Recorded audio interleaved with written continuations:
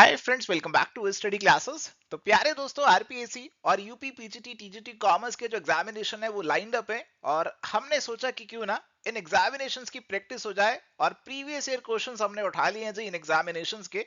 PGT commerce business studies के top 100 POI cues आपके साथ आज डिस्कस करने वाले हैं जी। आपको बहुत मजा आने वाला है, बहुत कुछ सीखने को मिलने वाला है आज के सेशन में। तो स्टार्ट करने से पहले प्लीज एक बार इस वीडियो को लाइक कर दीजिए, क्योंकि काफी एफर्ट लगता है ऐसे वीडियोस आपके लिए लाने में। तो आज के इस सेशन को आइए फटाफट से स्टार्ट करते हैं। एंड प्यारे दोस्तों, आगे बढ़ने से पहले आपको एवर स्टडी क्लासेस के जो पीजीटी कॉमर्स के कोर्सेज हैं उनकी जानकारी भी दे देते हैं जी। तो RPSC school lecturer, D triple SP PGT और यूपी पीजीटी टीजीटी कॉमर्स के लिए हमारे पास कंप्लीट कोर्सेज अवेलेबल हैं। और प्रैक्टिस के लिए अगर आपको क्वेश्चन बैंक चाहिए, टेस्ट सीरीज चाहिए, तो वो भी आप सेपरेटली ले सकते हैं जी। इन सभी कोर्सेज की सारी डिटेल्स आपको एवर स्टडी क्लासेस के ऐप या फिर वेबसाइट पर मिल जाएगी। और अभी इन पे फ्लैट 50% ऑफ केवल एक लिमिटेड पीरियड के लिए अवेलेबल है। तो आप इन सभी कोर्सेज को ऐप या फिर वेबसाइट पे जाके चेकआउट एक बार जरूर कीजिएगा। चलिए, तो यहाँ पे हमारे पास सवाल है, in what order do managers perform the managerial functions. अब हमारे जो मैनेजमेंट के फंक्शंस का सीक्वेंस रहते हैं ना जनाब, वो हमसे यहाँ पे पूछा जा रहा है। और ये जो सीक्वेंस है आपको याद होना चाहिए, मालूम होना चाहिए। इसके अंदर प्लानिंग, ऑर्गेनाइजिंग, स्टाफिंग, डायरेक्टिंग और कंट्रोलिंग, ये आपके जो स्टेप्स हैं इस सीक्वेंस में आ जाते हैं। और ये सीक्वेंस हमें कौन से ऑप्शन में देखने को मिल रही है? ये सीक्वेंस हमें देखने को मिल रही है ऑप्शन नंबर डी के अंदर। सो करेक्ट आंसर यहाँ पे ऑप्शन डी का हमारे पास बनेगा। चलिए, तो यहाँ पे प्यारे दोस्तों अब सवाल है, scalar chain principle has been given by. तो स्केलर चेन प्रिंसिपल आपको क्या बोलता है? ये प्रिंसिपल आपको बताता है कि एक प्रॉपर चेन ऑफ कमांड रहेगा कि कैसे आपका बॉस नीचे अपने जूनियर को ऑर्डर देगा, फिर ये अपने नीचे जूनियर को ऑर्डर देगा। तो प्रॉपर एक स्केलर चेन ऑफ कमांड हमें यहाँ पे देखने को मिल जाता है।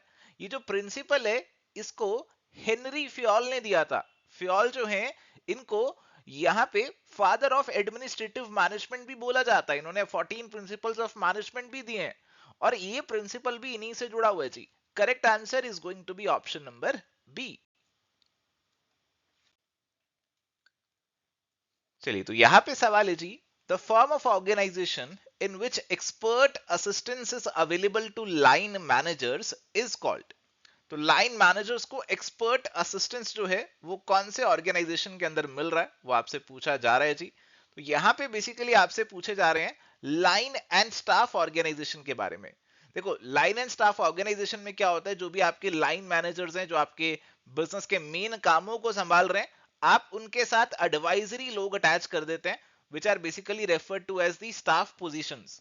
तो इनको एडवाइस करने के लिए, मदद करने के लिए, जैसे लीगल एडवाइस के लिए, ह्यूमन रिसोर्स एडवाइस के लिए, तो आप इनके साथ स्टाफ मैनेजर्स को, स्टाफ पोजीशंस को क्रिएट कर देते हो। और इसीलिए जो आंसर बनेगा that is going to be option number D. और यहाँ पे कई बार आप एक टर्म भी सुनते होंगे, लाइन एंड स्टाफ कन्फ्लिक्ट, कि कई बार इनके बीच में झगड़ा भी हो जाता है कि भैया लाइन वाला कहता है मेरा काम ज्यादा जरूरी है, स्टाफ वाला कहता है मेरा काम ज्यादा जरूरी है। तो ऐसे झगड़े भी कई बार हमें देखने को मिल जाते हैं। वैसे नॉर्मली तो लाइन वाले आपके ऑर्गेनाइजेशन के कोर पर्पस के साथ जुड़े होते हैं, जो मेन ऑर्गेनाइजेशन के काम है, प्रोडक्शन वगैरह वाले, वो देख रहे होते हैं। और उनको सपोर्ट करने वाले जो लोग होते हैं, हम उन्हें स्टाफ मैनेजर्स की कैटेगरी में डालते हैं, जिसमें आपके लीगल, एचआर वगैरह जो है नॉर्मली आ जाते हैं। यहाँ पे जो आंसर है ऑप्शन नंबर डी का ही होगा। चलिए, तो यहाँ पे हमारे पास सवाल है, which of the following statements is not correct. कौन सी स्टेटमेंट यहाँ पे गलत है, आपको वो बतानी है। अब देखो, जब भी आपको ये नॉट वर्ड सवाल में डाला गया ना, आपको ध्यान से पढ़ना बहुत जरूरी है। अगर आपने इसे स्किप कर दिया तो पूरा आंसर गलत हो जाएगा। Managerial accounting and cost accounting both are complementary to each other, यानी कि एक दूसरे को कॉम्प्लीमेंट करते हैं, एक दूसरे को सहायता करते हैं, एक दूसरे को सहारा देते हैं। तो क्या ऐसा होता है? बिल्कुल जी। मैनेजमेंट अकाउंटिंग के लिए आपको यूजफुल डाटा कहां से मिलता है? आपको कॉस्ट अकाउंटिंग से ही सारी कैलकुलेशंस मिलती हैं, जिसे मैनेजमेंट इस्तेमाल करती है अपने निर्णय लेने के लिए। तो इनकी जो टेक्निक्स हैं आपस में, they are very interrelated, interlinked to each other. Managerial accounting is concerned with the accounting information that is useful to the management। तो बिल्कुल जी, मैनेजरियल अकाउंटिंग में ऐसी ही इंफॉर्मेशन आएगी जिससे मैनेजमेंट का कुछ भला होगा। Managerial accounting includes details of quantitative information only. तो मैनेजमेंट अकाउंटिंग में क्या केवल क्वांटिटेटिव इंफॉर्मेशन आएगी? ऐसा नहीं है जी। मैनेजमेंट अकाउंटिंग के अंदर यहाँ पे आपके पास बहुत सारी इंफॉर्मेशन, बहुत सारी जानकारी आ जाती है। मैनेजमेंट अकाउंटिंग का दायरा बहुत ज्यादा बड़ा है। मैनेजमेंट को जो भी चीज चाहिए अपना डिसीजन लेने के लिए, वो मैनेजमेंट अकाउंटिंग के दायरे के अंदर आ जाएगी। और मैनेजमेंट के डिसीजन, हाँ, क्वांटिटेटिव इंफॉर्मेशन पे तो बेस्ड होंगे ही होंगे, इसके अलावा और भी बहुत सारी चीजें मैनेजर्स को देखनी पड़ेंगी। और देखो, जिस भी ऑप्शन में ये ओनली वर्ड आ जाए ना, वहां पे खतरे की घंटी बज जाती है, क्योंकि ओनली वर्ड ऑप्शन का स्कोप रिस्ट्रिक्ट कर देता है। और इससे कई बार हमारा ये जो ऑप्शन है ना, ये गलत वाला बन जाता है। अगला option managerial accounting depends on cost accounting. बिल्कुल यहीं से आपको यूजफुल कॉस्टिंग इंफॉर्मेशन मिलती है, जिसके बेसिस पर मैनेजमेंट अपना डिसीजन लेती है। सो करेक्ट आंसर हमारे पास यहाँ पे, या फिर मैं बोलूं नॉट करेक्ट वाली जो स्टेटमेंट है, यहाँ पे ऑप्शन नंबर सी की बनेगी। चलिए, तो यहाँ पे सवाल है जी, flow of information among people of different departments at different level is known as. तो लोग हैं अलग अलग डिपार्टमेंट के और अलग अलग लेवल पे काम कर रहे हैं। जैसे मान लीजिए एक प्रोडक्शन डिपार्टमेंट है और एक आपका मार्केटिंग डिपार्टमेंट है, और इसमें हमारे पास एक सीनियर मैनेजर है, एक जूनियर मैनेजर है। इसमें भी एक सीनियर मैनेजर है और एक जूनियर मैनेजर है। तो फ्लो ऑफ इंफॉर्मेशन हो रहा है दोनों डिपार्टमेंट्स में, दोनों डिपार्टमेंट के लोग हैं और डिफरेंट लेवल पे काम कर रहे हैं। जैसे सीनियर मैनेजर है प्रोडक्शन डिपार्टमेंट का और जूनियर मैनेजर है मार्केटिंग डिपार्टमेंट का, इनके बीच में अगर इंफॉर्मेशन फ्लो कर रही है, तो क्या ये हॉरिजॉन्टल कम्युनिकेशन है, अपवर्ड है, इनफॉर्मल है, या डायगनल है? तो क्लियरली एक डायगनल यहाँ पे बन रहा है जी। तो it is a clear case of diagonal communication. अगर सेम लेवल पे होते तो हॉरिजॉन्टल हम बोल सकते थे, बट यहाँ पे तो ये क्लियरली डायगनल कम्युनिकेशन है, तो आंसर ऑप्शन डी यहाँ पे बनेगा। चलिए, तो यहाँ पे सवाल है जी, who is known as the father of scientific management. तो साइंटिफिक मैनेजमेंट के पिताजी कौन है, फादर कौन है, ये आपसे यहाँ पे पूछा जा रहा है जी। एमरसन, मायो, एफ डब्ल्यू टेलर या फिर केथ डेविस। तो प्यारे दोस्तों, फ्रेडरिक विंसलॉ टेलर यानी कि एफ डब्ल्यू टेलर, ये आपके साइंटिफिक मैनेजमेंट के फादर हैं। साइंटिफिक मैनेजमेंट के अंदर इन्होंने कुछ साइंटिफिक टेक्निक्स की बात करी, साइंटिफिक तौर तरीकों की बात करी कि कैसे आपको आपका जो प्रोडक्शन है वो करना चाहिए, ताकि आप मैक्सिमम एफिशिएंसी के साथ जो है वो अपना काम कर सकें। और इसीलिए करेक्ट आंसर यहाँ पे आपका ऑप्शन नंबर सी का रहेगा। चलिए, तो यहां पे सवाल है, number of subordinates that report directly to a single supervisor is called. तो आपके कुछ सबऑर्डिनेट्स एक सुपरवाइजर को रिपोर्ट करते हैं, इसे क्या बोला जाएगा? Span of business, control, organisation या फिर एक्टिविटी। ये बेसिकली आपके सुपरवाइजर के कंट्रोल का स्पैन है, कंट्रोल का दायरा है कि एक सुपरवाइजर कितने लोगों को यहाँ पे कंट्रोल कर रहा है, कितने सबऑर्डिनेट्स को यहाँ पे कंट्रोल कर रहा है। So that is going to be called as the span of control, और इसे यहाँ पे आपका जो आंसर माना जाएगा, option B would be the answer. चलिए, तो भी यहाँ पे हमारे पास सवाल है, the main advantage of functional organisation is. तो फंक्शनल ऑर्गेनाइजेशन में आपके पास अलग अलग डिपार्टमेंट्स होते हैं बेस्ड ऑन दी फंक्शंस। तो जैसे आपके पास फाइनेंस का डिपार्टमेंट अलग होगा, मार्केटिंग का अलग होगा, प्रोडक्शन का अलग होगा, एचआर का अलग अलग होगा। हर एक डिपार्टमेंट के लोग यहाँ पे अपने डिपार्टमेंट के स्पेशलिस्ट जो है वो बन जाएंगे। हर एक डिपार्टमेंट में आपको स्पेशलिस्ट लोग जो हैं वो देखने को मिलेंगे। That is the main advantage of functional organisation. तो ऑप्शंस को अगर हम रीड करते हैं, तो ऑप्शन नंबर ए ही हमें स्पेशलाइजेशन की बात कर रहे हैं, जो कि बिल्कुल सही हो जाएगा। कोऑर्डिनेशन, कम्युनिकेशन या सिंप्लीफिकेशन आंसर यहां पे नहीं बनेगा। सो करेक्ट आंसर जो है that is going to be option number A. चलिए, तो यहां पे सवाल है, which of the following is not a characteristic of a company. Company की इनमें से कौन सी कैरेक्टरिस्टिक नहीं है? Non corporate body, artificial personality, perpetual succession या फिर सेपरेट लीगल एग्जिस्टेंस। देखो, कंपनी की अलग एग्जिस्टेंस होती है separate from the members. Perpetual succession होता है, यानी कि कंपनी चलती रहेगी, मेंबर्स बीच में आ जा सकते हैं। एक आर्टिफिशियल पर्सन है, कोई रियल पर्सन नहीं है, नेचुरली ये क्रिएट नहीं होता है, नेचुरली पैदा नहीं होती, आर्टिफिशियली इसे लीगल तरीके से क्रिएट करते हैं। नॉन कॉर्पोरेट बॉडी कहना गलत होगा, क्योंकि कंपनी तो itself is going to become a corporate body. इसीलिए हमारे पास जो आंसर है यहाँ पे ऑप्शन नंबर ए का बनेगा। The maximum number of members in a private limited company can be. तो एक प्राइवेट लिमिटेड कंपनी में मैक्सिमम कितने मेंबर्स हो सकते हैं? 20, 50, 200 या फिर अनलिमिटेड? देखो, अगर बात करें प्राइवेट कंपनी की, तो कम से कम 2 मेंबर और मैक्सिमम 200 मेंबर हमारे पास हो सकते हैं। So correct answer option number C 200 का जो है वो यहाँ पे बन जाएगा। The partnership may come to an end due to, देखो आपकी पार्टनरशिप जो है वो खत्म किस वजह से हो सकती है? पार्टनर की डेथ की वजह से, इंसॉल्वेंसी की वजह से, सभी पार्टनर्स की कंसेंट की वजह से, या फिर ऑल ऑफ दी अबव। तो प्यारे दोस्तों, ये सभी कहीं ना कहीं कारण बन सकते हैं जिन वजह से आपकी पार्टनरशिप खत्म हो सकती है, और इसीलिए करेक्ट आंसर यहाँ पे आपका ऑप्शन नंबर डी का बनेगा। बहुत ही सिंपल सा ही क्वेश्चन था, कुछ ज्यादा दिमाग नहीं लगाना था। चलिए, तो यहाँ पे सवाल है बहुत ही simple. The written agreement between the partners to form a partnership is called. तो पार्टनर्स के बीच में जो रिटन समझौता हो रहा है जिसके बेसिस पे पार्टनरशिप आपकी पिक्चर में आ रही है, that is refer to as the partnership का डीड। और इसीलिए करेक्ट आंसर हमारे पास यहाँ पे ऑप्शन नंबर डी का बनेगा। चलिए, सवाल है the process of influencing the activities of an organised group in efforts towards goal setting and goal achievement is called. तो यहाँ पे आपको आपका आंसर बताना है जी। एक डेफिनेशन बेसिकली आपको दे रखी है, ये किसकी डेफिनेशन दे रखी है वो आपको बताना है। क्या ये प्लानिंग की डेफिनेशन है, कंट्रोलिंग की है, मैनेजमेंट की है, या फिर लीडरशिप की है? जो एक लीडर क्या करता है, लीडर काम करता है इन्फ्लुएंस का। ये जो इन्फ्लुएंस वर्ड आया ना, इसी से आपके दिमाग की जो बत्ती है ना जल जानी चाहिए कि इन्फ्लुएंस वर्ड आया तो ये लीडर कहीं ना कहीं फॉलोअर्स को इन्फ्लुएंस करता है। तो अगर आप इन्फ्लुएंस कर रहे हैं अपने ग्रुप की एक्टिविटीज को कि किस तरीके से गोल्स को अचीव किया जाए, तो आप लीडरशिप जो है वो यहाँ पे कर रहे हैं। तो करेक्ट आंसर जो बनेगा that is going to be option number D. The last function of management is, तो मैनेजमेंट के फंक्शंस में planning, organising, staffing, directing, controlling, तो लास्ट में तो कंट्रोलिंग आ रहा है, तो answer is going to be option number B. चलिए, तो यहां पे अब सवाल है, motivation is related to planning, controlling, leadership, या फिर ऑर्गेनाइजिंग? देखो, मोटिवेशन इनमें से किससे आपका जुड़ा हुआ है, किससे आप कोई रिलेशन यहाँ पे बना सकते हैं? देखो, मोटिवेशन की अगर हम डायरेक्टली रिलेशन की बात करें तो आप लीडरशिप से बना सकते हैं, क्योंकि जब हम प्लानिंग की बात करते हैं तो प्लानिंग सबसे पहले, ऑर्गेनाइजिंग, स्टाफिंग, डायरेक्टिंग, कंट्रोलिंग। और जब डायरेक्टिंग की बात करते हैं तो डायरेक्टिंग के अंदर ही लीडरशिप और मोटिवेशन ये दोनों आ जाते हैं, कम्युनिकेशन वगैरह ये सब चीजें डायरेक्टिंग के अंदर ही आती हैं, तो आपस में इंटरलिंक्ड है। तो motivation is related to leadership, आपका जो लीडर है वही तो मोटिवेट भी करेगा इवेंचुअली, और इसीलिए आंसर ऑप्शन नंबर सी जो है यहाँ पे होगा। A leadership style in which group members are allowed to carry out their work freely is called। तो ऐसा लीडरशिप स्टाइल जिसमें ग्रुप मेंबर्स अपना काम अपने तरीके से जैसे करना चाहते हैं वैसे कर सकते हैं।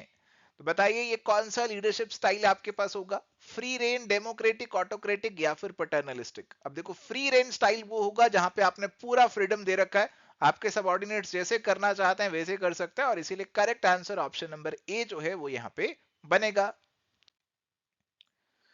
A company incorporated by a special act of parliament or any state legislature is called। तो ऐसी कंपनी जिसको एक स्पेशल कानून के तहत बनाया गया, तो ऐसी कंपनी को बोला जाता है स्टेट्यूटरी कंपनी, और इसीलिए करेक्ट आंसर जो मेरे पास बनेगा that is going to be option number C. A company buys 8,000 units of an item for its annual requirement. Each unit cost rupees 10. Ordering cost per order is rupees 30 and carrying cost is 7.5% of the average inventory per year. The economic order quantity will be। तो यहाँ पे basically आपको EOQ निकालने हैं जी, और EOQ निकालने के लिए आपको जो फॉर्मूला है वो याद होना चाहिए, 2AO डिवाइडेड बाय C का अंडर रूट, जिसमें A जो है वो है आपकी एनुअल रिक्वायरमेंट जो आपको ऑलरेडी सवाल में 8,000 की दे रखी है। ऑर्डरिंग कॉस्ट पर ऑर्डर है आपके पास रुपीज 30 की।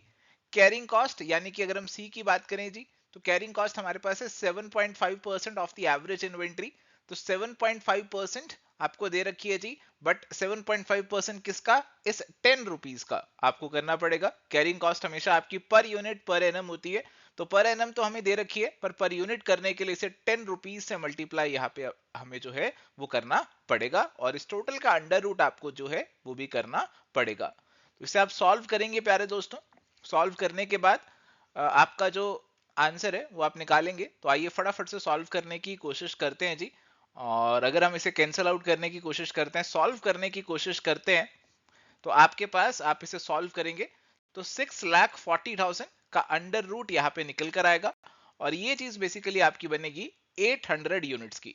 तो ईओक्यू जो है वो हमारे पास निकल कर आएगा 800, यानी कि ऑप्शन नंबर बी जो है वो आंसर यहां पे बनेगा। चलिए, तो अब यहां पे सवाल है, which of the following function of management is concerned with means and ends. तो ऐसा मैनेजमेंट का कौन सा फंक्शन है जो बात करता है मीन्स की और एंड्स की। तो देखो जी, हम जब प्लानिंग करते हैं तो हम ये देखते हैं कि कौन कौन से गोल्स है हमारे, कौन से एंड्स हमें अचीव करने हैं, तो ये हमारा फोकस रहता है। और ये भी देखते हैं कि किस तरीके से उन्हें अचीव करना है, प्लान बनाते हैं कि किस तरीके से उन एंड गोल्स को अचीव किया जाएगा। तो ये प्लानिंग के दायरे में चीजें आ जाती है, और इसीलिए करेक्ट आंसर यहां पे ऑप्शन नंबर सी का बनेगा। A cost that remains constant per unit but changes with the volume of output is called। तो ऐसी कौन सी कॉस्ट है, पर यूनिट तो सेम रहेगी। जैसे अगर मैं बात करूं 10 रुपीज पर यूनिट है, तो हर एक यूनिट पे ये 10 रुपए की कॉस्ट जो है वो इनकर होगी। बट जैसे जैसे आप वॉल्यूम ऑफ आउटपुट बढ़ाओगे तो ये बढ़ती चली जाएगी। तो 10 पर यूनिट है, 100 यूनिट्स पे कितनी होगी, 1000 होगी। और अगर मैं 200 यूनिट्स बना रहा हूं तो ये बढ़ जाएगी, बढ़ के 2000 हो जाएगी। तो बेसिकली हम बात यहां पे कर रहे हैं हमारी वेरिएबल कॉस्ट की।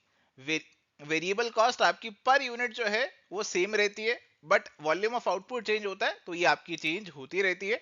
और करेक्ट आंसर इसीलिए आपका ऑप्शन नंबर सी का प्यारे दोस्तों बनेगा। On the admission of a new partner, if the partner prepares। तो प्यारे दोस्तों यहाँ पे पूछा जा रहा है कि अगर आप एक नए पार्टनर को एडमिट कर रहे हैं और एसेट्स और लायबिलिटीज की रिवैल्यूएशन तो कर रहे हैं, बट अकाउंट्स में कोई चेंज नहीं करना चाहते। आप चाहते हैं कि एसेट्स और लायबिलिटीज की वैल्यू के बेसिस पे जो एडजस्टमेंट है वो तो किताबों में की जाए, बट आप अपने अकाउंट्स में कोई छेड़छाड़ नहीं करना चाहते हैं। मतलब आप चाहते हैं कि किताबों में तो एसेट लायबिलिटी वही वैल्यू पे दिखे, बट आपकी एडजस्टमेंट भी हो जाए।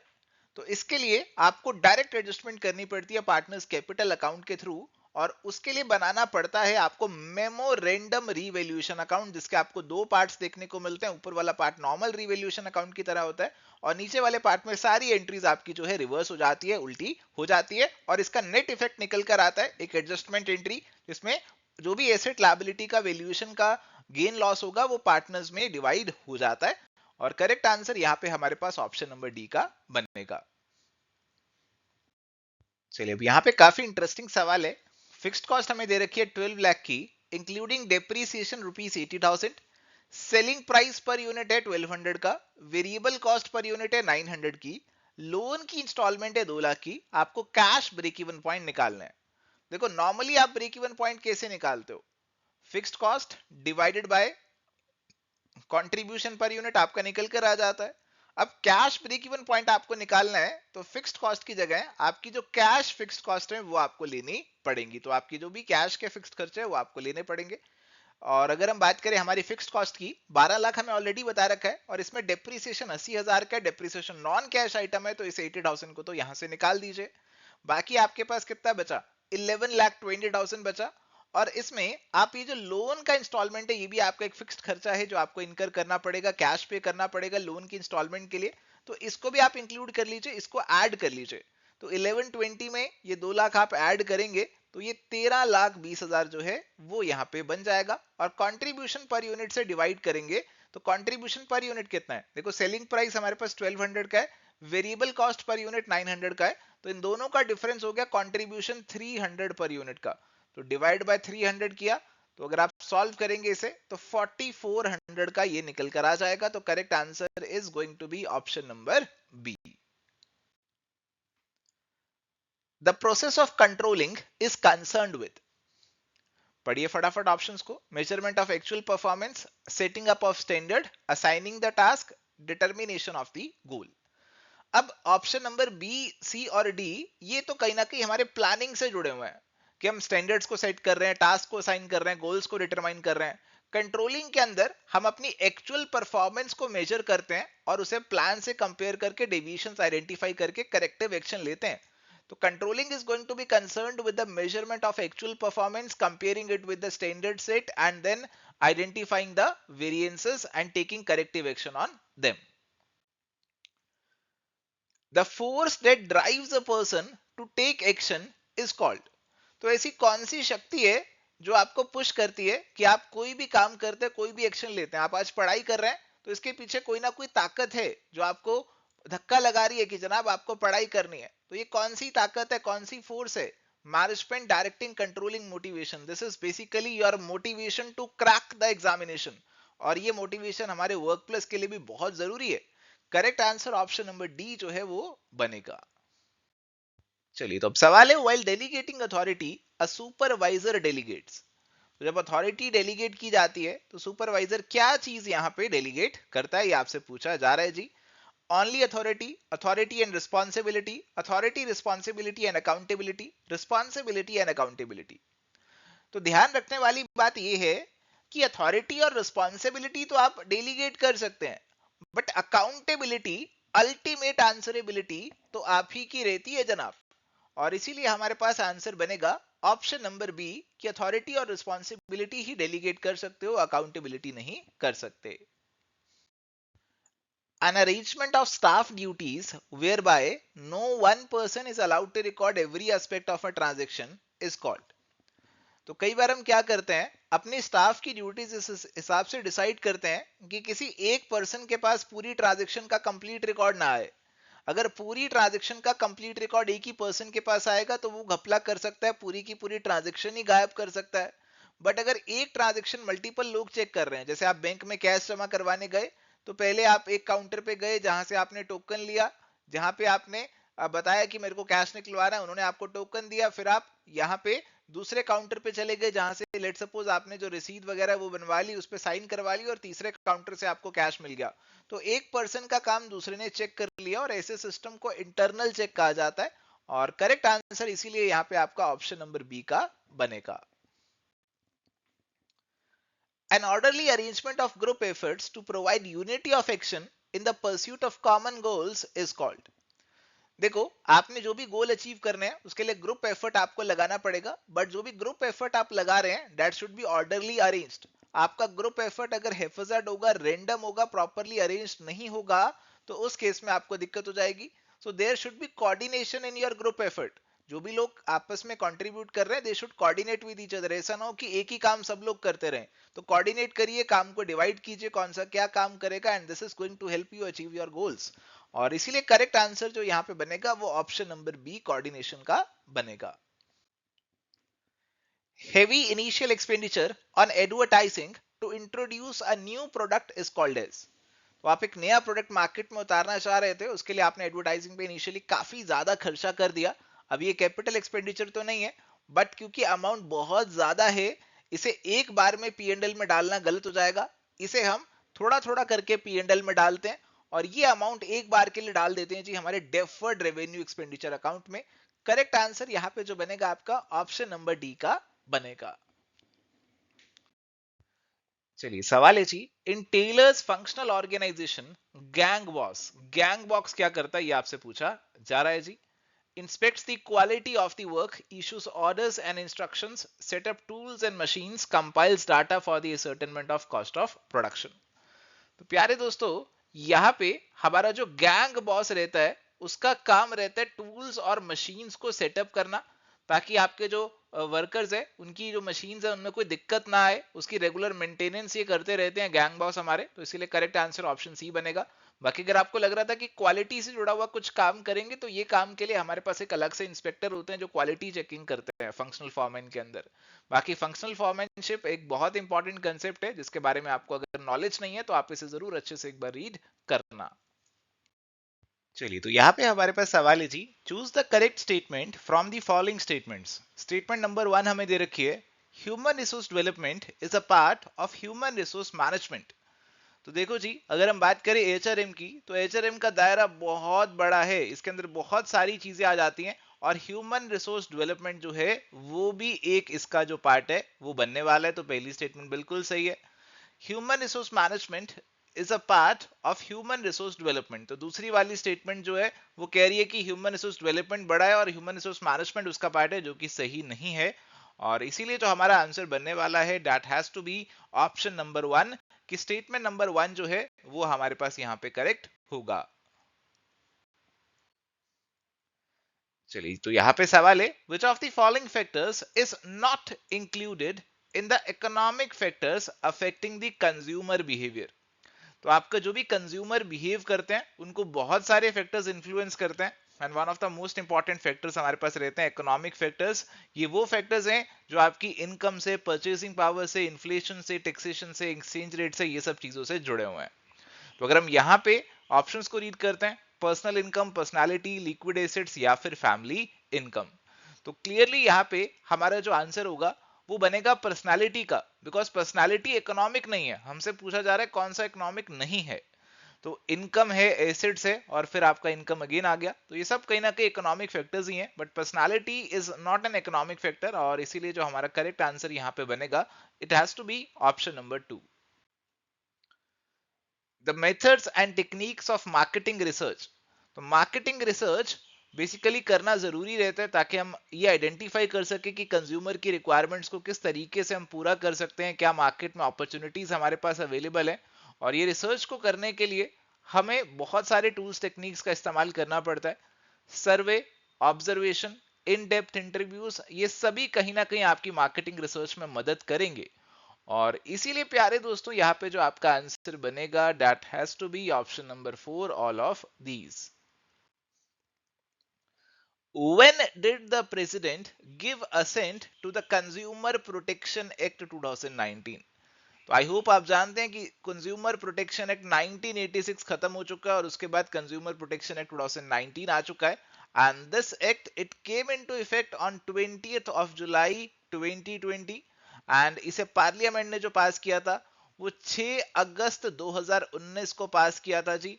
एंड इसके बाद इसे प्रेसिडेंट जो थे उन्होंने एक्सेंट किया, प्रेसिडेंट ने हामी भरी, और इस चीज को करने में उन्हें कुछ दिन लगे। 9 अगस्त 2019 को प्रेसिडेंट ने हामी भर दी थी और ये वाला जो कानून है वो पास हो गया था जी। एंड इसीलिए करेक्ट आंसर यहाँ पे हमारे पास जो बनने वाला है, that has to be option number 1। चलिए, सवाल बहुत ही सिंपल है, which special zone has been established for export promotion?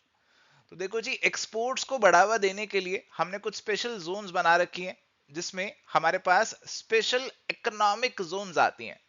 तो करेक्ट आंसर हमारे पास ऑप्शन नंबर 4 का बनेगा। स्पेशल इकोनॉमिक जोन्स जो है यहाँ पे आपको कुछ रिलैक्सेशंस देखने को मिलती हैं जी, ताकि आप एक्सपोर्ट के लिए काम कर सकें। आपको टैक्सेशन लॉ से जो है वो भी छूट मिल जाती है, काफी आपको इंसेंटिव्स वगैरह सरकार की तरफ से मिलते हैं जी।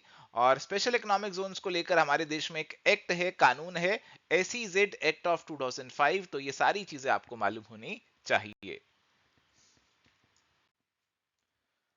चलिए, तो सवाल है जी अगला, which of the following is not included in the unorganized capital market?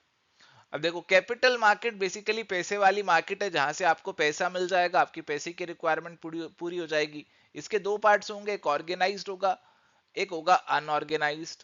Organised वाले में जो बड़े बड़े इंस्टीट्यूशनल प्लेयर्स हैं वो आ जाएंगे, अनऑर्गेनाइजेशन में जो लोकल आपके आड़ती हैं, साहूकार हैं, ये सब लोग आ जाएंगे।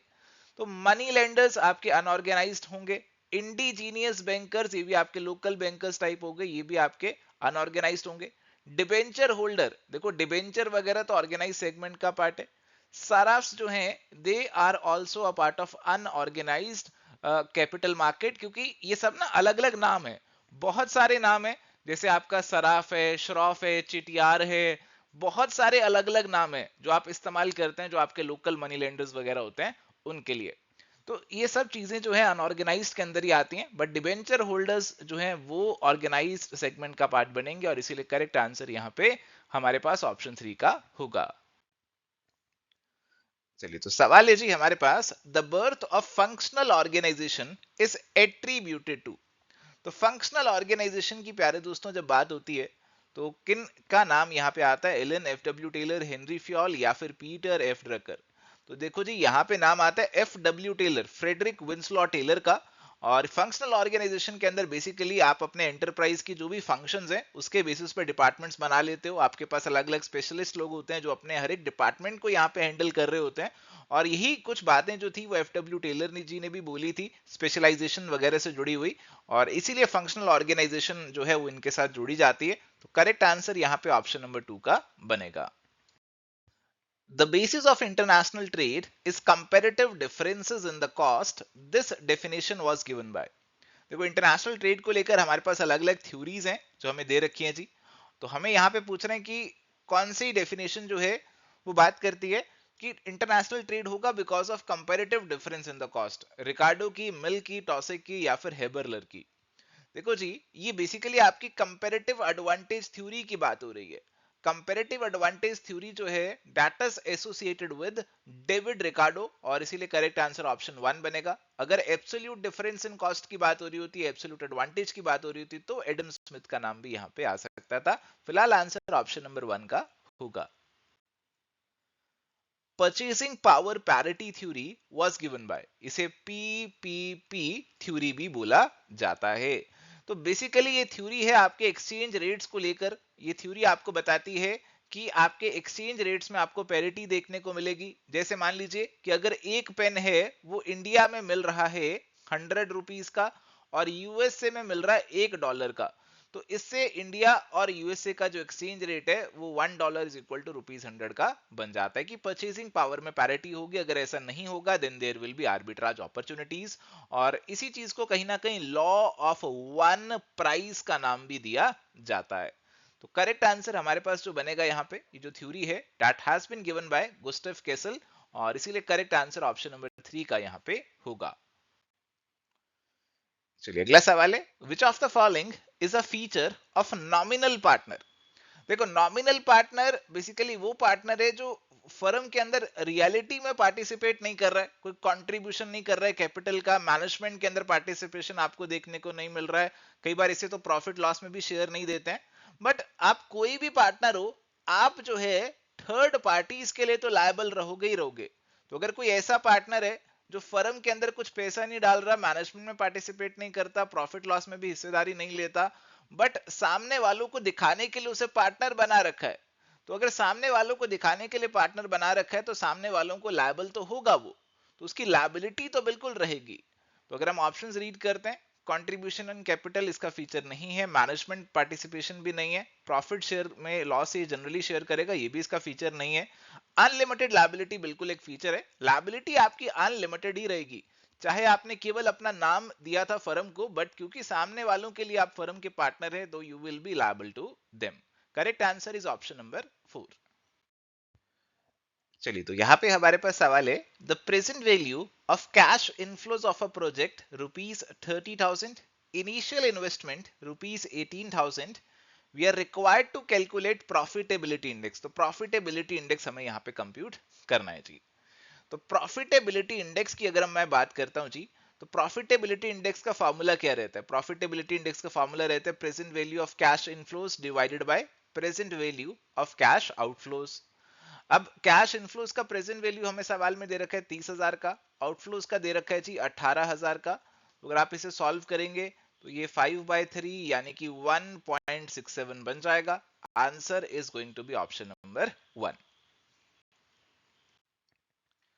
चलिए सवाल है अगला, who first used the word entrepreneur. Entrepreneur शब्द का इस्तेमाल पहली बार किसने किया था?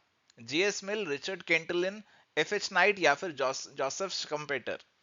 तो जो एंटरप्रेन्योर शब्द है ना प्यारे दोस्तों, इसको पहली बार इस्तेमाल करने वाले थे हमारे एक आयरिश इकोनॉमिस्ट, जिन्होंने 18वीं शताब्दी 18th सेंचुरी के अंदर इस शब्द का इस्तेमाल किया था। इकोनॉमिस्ट का नाम है जी रिचर्ड केंटोलिन। रिचर्ड केंटोलिन इनका नाम है। इन्होंने बताया था कि एंटरप्रेन्योर वो पर्सन है जो कुछ सर्विसेज खरीदता है कुछ दाम पे और उनको आगे बेच देता है, ऐसा कुछ डेफिनेशन उन्होंने दिया था। तो करेक्ट आंसर यहाँ पे ऑप्शन नंबर 2 का बनेगा। चलिए अगला सवाल है जी बैंकिंग से जुड़ा हुआ, what do we call the rate at which the Reserve Bank of India lends money to commercial banks. अब देखो एक तरफ आरबीआई है और एक तरफ आपके हैं जी बैंक्स। अब आरबीआई बैंक्स को लोन देगा और बैंक्स के पास भी कई बार सरप्लस पैसा पड़ा होता है तो आरबीआई को लोन दे देते हैं। तो आरबीआई जो बैंक्स को लोन देता है जी वो देता है रेपो रेट पे, और बैंक्स अगर आरबीआई को लोन देते हैं, बैंक्स अगर आरबीआई को पैसा दे रहे हैं that is at reverse repo rate. ये आपका रेपो पे नहीं होता, it is at reverse repo rate. तो हमारे पास यहाँ पे पूछ रहे हैं आरबीआई बैंक्स को किस रेट पे देगा, तो that is clearly going to be option number 1 repo rate. whose area is wider in business, commerce, trade and industry. तो business, commerce, industry, trade and commerce किसका जो दायरा है वो सबसे बड़ा है, वो आपसे पूछा जा रहा है जी। देखो जी, इसमें सबसे बड़ा दायरा जो है ना वो है बिजनेस का। बिजनेस को आप दो में बांटते हैं, एक आपकी आती है इंडस्ट्री और एक आपकी आती है यहाँ पे कॉमर्स। तो सबसे बड़ा दायरा जो है ना प्यारे दोस्तों वो यहाँ पे बनेगा किसका, बिजनेस का। और फर्दर कॉमर्स के अंदर हमारे पास दो चीजें आती हैं, एक आता है ट्रेड और एक आता है एड्स टू ट्रेड या फिर ऑक्सिलरीज टू ट्रेड। तो ये सीक्वेंस आपको पता होना चाहिए। करेक्ट आंसर यहाँ पे जो बनेगा that is going to be option number 1। How many members are required for registration of a cooperative society. तो कोऑपरेटिव सोसाइटी की अगर हम बात करते हैं तो ये वाली सोसाइटीज नॉर्मली बनाई जाती हैं अपने मेंबर्स के भले के लिए। प्रॉफिट जनरली एजेंडा नहीं होता है, जनरली एजेंडा होता है कि जो मेंबर्स हैं उनके रिसोर्सेज को पूल करें, इकट्ठा करें, उसको अच्छे से यूटिलाइज करें। और ये जो सोसाइटी है मेंबर्स के भले के लिए ही, वेलफेयर के लिए काम करने के लिए बनाई जाती है। और यूजुअली इसमें 10 मिनिमम मेंबर्स का रूल हमें देखने को मिलता है। हालांकि इसको लेकर अलग अलग कानून आपको देखने को मिल जाते हैं, बट जो जनरल आपका रूल आपको देखने को मिलेगा किताबों में, जो आपको लिखा हुआ मिलेगा 10 मेंबर्स ही देखने को मिलेगा, which is the minimum requirement. और इसीलिए करेक्ट आंसर यहाँ पे आपका ऑप्शन नंबर 2 जो है वो हो जाएगा। चलिए तो प्यारे दोस्तों भी बात करते हैं हमारे अगले सवाल की। सवाल है which of the following is not a method of estimating working capital requirement. तो वर्किंग कैपिटल रिक्वायरमेंट आपकी कितनी होगी, इसको एस्टिमेट करने के लिए, पता लगाने के लिए अलग अलग मेथड्स आपके पास अवेलेबल है। फॉरकास्टिंग नेट करंट एसेट्स, आप फॉरकास्ट लगा लो कि आपके फ्यूचर में नेट करंट एसेट्स कितने होंगे, that is basically going to be your working capital का रिक्वायरमेंट। प्रोजेक्टेड बैलेंस शीट बना लो, अब बैलेंस शीट बनाओगे तो उसमें आपका पता लग जाएगा फिक्स्ड एसेट कितने, करंट एसेट्स कितने, आपकी लॉन्ग टर्म लायबिलिटीज कितनी, करंट लायबिलिटीज कितनी, और इससे आपको वर्किंग कैपिटल का अंदाजा लग जाएगा। स्टोकास्टिक और मिलर और मॉडल, ये जो मिलर और मॉडल है ना प्यारे दोस्तों, ये बेसिकली आपका कैश मैनेजमेंट को लेकर जुड़ा हुआ है, एस्टिमेशन को लेकर मॉडल नहीं है, कैश की मैनेजमेंट को लेकर ही आपको बातें बताता है। तो ये आपका जो मेथड है ये नहीं है और आंसर यही बनेगा। ऑपरेटिंग साइकिल मेथड के अंदर आप ऑपरेटिंग साइकिल बनाकर भी देख सकते हैं कि कितना पैसा आपका जो है ऑन एन एवरेज फंसा रहता है बिजनेस के अंदर। ऑपरेटिंग साइकिल आपका बड़ा है छोटा है, उसके बेसिस पे आपकी वर्किंग कैपिटल की रिक्वायरमेंट एस्टिमेट होती है, इफेक्ट होती है। और करेक्ट आंसर यहाँ पे ऑप्शन नंबर 3 का ही बनेगा। चलिए तो प्यारे दोस्तों अगला सवाल है which function is not included in physical distribution. तो प्यारे दोस्तों किसी भी बिजनेस के लिए ये इंश्योर करना बहुत जरूरी है कि जो भी सामान वो बना रहा है वो राइट प्लेस पे, राइट टाइम पे, राइट क्वांटिटी में अवेलेबल हो जाए। और उसके लिए जरूरी है कि उसका लॉजिस्टिक सिस्टम, उसका जो डिस्ट्रीब्यूशन चैनल्स है वो सब सही तरीके से काम करें। अब इसके अंदर कौन सा नहीं आएगा ये आपसे पूछा जा रहा है जी। Storage, transportation, inventory management, marketing, research. तो प्यारे दोस्तों फिजिकल डिस्ट्रीब्यूशन की अगर हम बात करें तो storage, transportation, inventory management directly इससे जुड़े हुए हैं, बट मार्केट रिसर्च इससे जुड़ा हुआ नहीं है। ये बेसिकली आपका प्लानिंग से जुड़ा हुआ पार्ट है कि प्रोडक्ट को बनाने से पहले आप रिसर्च वगैरह करेंगे।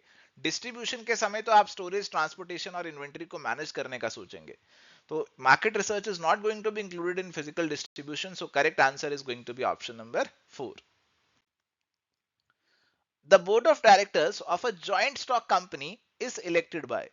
तो जो आपकी जॉइंट स्टॉक कंपनी होती है उसमें बोर्ड ऑफ डायरेक्टर्स कंपनी की मैनेजमेंट और एडमिनिस्ट्रेशन का जो काम है वो संभालते हैं, और इनको चूज करते हैं हमारे कंपनी के शेयर होल्डर, कंपनी के शेयर होल्डर चूज करते हैं। तो करेक्ट आंसर यहाँ पे हमारे पास बनेगा ऑप्शन नंबर 3, शेयर होल्डर्स का। Self awareness, self regulation, motivation, empathy and social skills are the basic components of dash intelligence। Concrete intelligence, fluid intelligence, abstract intelligence या फिर इमोशनल इंटेलिजेंस। देखो इमोशनल इंटेलिजेंस की जब हम बात करते हैं तो ये इमोशनल इंटेलिजेंस के अंदर क्या क्या क्या चीजें आ जाती हैं। ये बेसिकली एक एबिलिटी है जिसमें आप अपने इमोशंस, सामने वाले के इमोशंस दोनों को समझ रहे हैं, आप दोनों को जानते हैं, दोनों को रेगुलेट कर पा रहे हैं और सही तरीके से इस्तेमाल कर सकते हैं अपने ऑर्गेनाइजेशनल सेटिंग में या फिर अपने बिहेवियरल सेटिंग में। तो ये सारी जो चीजें हैं they are clearly a part of the emotional intelligence, और इसीलिए मेरा जो आंसर बनेगा that is going to be option number 4। चलिए, तो यहाँ पे सवाल है, which of these is not an advertising objective? इनमें से कौन सा एडवर्टीजिंग का एक ऑब्जेक्टिव नहीं है? To increase sales, to introduce new products, to decrease demand in the market, to develop new markets. तो प्यारे दोस्तों, एडवर्टाइजिंग का ऑब्जेक्टिव है सेल्स को बढ़ाना, नए प्रोडक्ट्स को लेकर आना, मार्केट्स को डेवलप करना, बट डिमांड को डिक्रीज करना this is not an objective of advertising, और इसीलिए करेक्ट आंसर ऑप्शन नंबर 3 जो है वो यहाँ पे बनेगा। चलिए, तो यहाँ पे सवाल है, विच one of the following is the criteria for taking decision under internal rate of return IRR method? तो जब आपको IRR का इस्तेमाल करके अपना डिसीजन लेना है, तो इनमें से कौन सा क्राइटेरिया डिसीजन मेकिंग को लेकर नहीं होगा? IRR equal to cost of capital, IRR greater than cost of capital, IRR less than cost of capital, या फिर none of the above?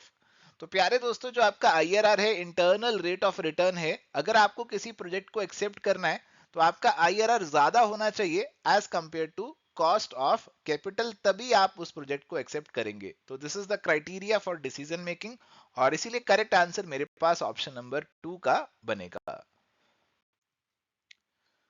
A principle of management given by Taylor. देखो, principles of management Fayol ने दिए हैं और Taylor ने भी कुछ बातें करी हैं, बट टेलर वाला यहां पे आपसे पूछ रहे हैं।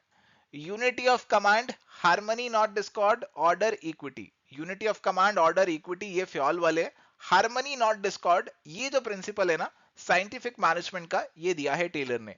तो टेलर्स के प्रिंसिपल की अगर हम बात करें तो इनके कुछ प्रिंसिपल्स के नाम है, science not rule of thumb, harmony not discord, cooperation not individualism, mental revolution वगैरह की भी बात इन्होंने करी थी। तो ये कुछ बातें हैं जी जो इन्होंने यहाँ पे करी थी। तो करेक्ट आंसर मेरे पास फिलहाल ऑप्शन नंबर 2 का होगा। Which is the oldest form of business organization? इनमें से कौन सा सबसे पुराना फॉर्म है जी बिजनेस करने का? ये आपको यहाँ पे पूछा जा रहा है जी। Sole proprietorship, company, joint Hindu family business, या फिर पार्टनरशिप? देखो, अगर हम इंडियन सिनेरियो की बात करते हैं ना, तो इंडियन कंटेक्स्ट के अंदर हमारा जो जॉइंट हिंदू फैमिली बिजनेस है, या फिर HUF जिसे बोला जाता है, ये सबसे पुराना फॉर्म ऑफ बिजनेस ऑर्गेनाइजेशन है जो बहुत लंबे समय से हमारे देश में हमें चलता हुआ देखने को मिल रहा है जी। HUF के अंदर एक पूरा परिवार बिजनेस के अंदर लगा होता है, जो आपको ट्रेडिशनल फैमिलीज में भी देखने को मिलेगा कि पूरा परिवार बिजनेस के साथ जुड़ा हुआ है, और वहां पे जो सबसे बड़े मेंबर है, सीनियर मेंबर है, उनको कर्ता बोला जाता है जी HUF का। तो करेक्ट आंसर यहाँ पे मेरे पास ऑप्शन नंबर जो है 3 का बनेगा। Identify the correct pair. Public company minimum 5 member, नहीं जी। प्राइवेट कंपनी मिनिमम 2 मेंबर, क्या ये सही है? बताइए फटाफट से। पार्टनरशिप के अंदर मिनिमम 8 मेंबर, ये गलत है। कोऑपरेटिव सोसाइटी मिनिमम 20 मेंबर, ये भी गलत है। प्राइवेट कंपनी के अंदर मिनिमम 2 मेंबर्स होते हैं जी, ये वाला बिल्कुल सही है। मिनिमम 2 मैक्सिमम 100 ये हमें देखने को मिलता है। तो करेक्ट आंसर यहाँ पे आपका ऑप्शन नंबर 2 का बनेगा।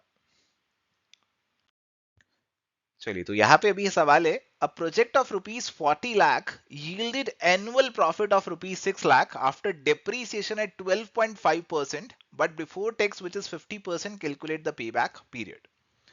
तो पे बैक पीरियड में बेसिकली आपको आइडेंटिफाई करना है कि 40 लाख जो आपने प्रोजेक्ट में लगाया कितने सालों में आपको रिकवर हो रहा है। तो आपको प्रॉफिट हर साल हो रहा है जी 6 लाख का, इसमें डेप्रीसिएशन घटा हुआ है, बट टैक्स नहीं घटा हुआ। तो टैक्स अगर घटा दें 50% का, तो 50% के बाद ये केवल 3 लाख का ही प्रॉफिट आपके पास बचेगा। But depreciation being a non cash expense, तो उसे ऐड बैक करना पड़ेगा। तो 12.5% का डेप्रीसिएशन है, तो आपका जो प्रोजेक्ट है 40 लाख का, उसको आप डेप्रीशिएट कर रहे होंगे 12.5% के हिसाब से। तो 40 लाख का 12.5% कितना हुआ? 40 लाख का अगर आप 12.5% करेंगे, so this would come out to 5 lakh. ये 5 लाख निकल कर आएगा जी, और इसे ऐड बैक करेंगे तो आपके पास कैश फ्लो आफ्टर टैक्सेस जो हर साल हो रहे हैं, they are going to be 8 lakh. तो 8 लाख आपको हर साल रिकवर हो रहा है। 40 लाख कितने सालों में रिकवर हो जाएगा जी? तो 40 लाख डिवाइडेड बाय 8 लाख अगर आप करेंगे तो क्लियरली 5 सालों में रिकवर हो जाएगा, और करेक्ट आंसर ऑप्शन नंबर 3 का यहाँ पे बनेगा। Which is not included in outdoor advertising? देखो जी, आप जो एडवर्टाइजिंग कर रहे हैं, आउटडोर एडवर्टाइजिंग का मतलब है कि एडवर्टाइजिंग जो बाहर लगी हुई है, बाहर हो सकता है आपके रेलवे स्टेशन पे लगी हुई है, बस स्टॉप पे लगी हुई है, कोई मार्केट्स के अंदर, कोई बड़े बड़े जो आपके पब्लिक प्लेसेस बने हुए हैं वहां पे कुछ एडवर्टाइजिंग आपने लगा रखे हैं, तो these are all outdoor advertising. Okay, wall writing, तो वॉल आउटडोर एडवर्टाइजिंग ही है। पोस्टर और होर्डिंग बड़े बड़े लगा रखे हैं जी आपने, तो they are again going to be an outdoor advertising. इसके बाद हमारे पास है सैंडविच मैन एडवर्टाइजिंग। तो बेसिकली एक मैन है जो सैंडविच बन के खड़ा हुआ है, तो ये भी बाहर ही खड़ा होगा, अंदर तो खड़ा होगा तो किसी को दिखेगा नहीं। और डिस्प्ले एडवर्टाइजिंग, तो डिस्प्ले एडवर्टाइजिंग की अगर हम बात करें तो डिस्प्ले एडवर्टाइजिंग तो नॉर्मली आपके जो डिस्प्ले डिवाइसेस हैं उनमें आपको देखने को मिलेगी, टीवीज वगैरह में देखने को मिलेगी, हाँ फोन्स वगैरह में भी आप देख सकते हैं। तो ये आउटडोर एडवर्टाइजिंग नहीं है। 1, 2 और 3 को आप कंसीडर कर सकते हो आउटडोर। तो करेक्ट आंसर मेरे पास यहाँ पे ऑप्शन नंबर 4 का बनेगा। चलिए तो प्यारे दोस्तों, यहाँ पे सवाल है, who gave the principle of span of control.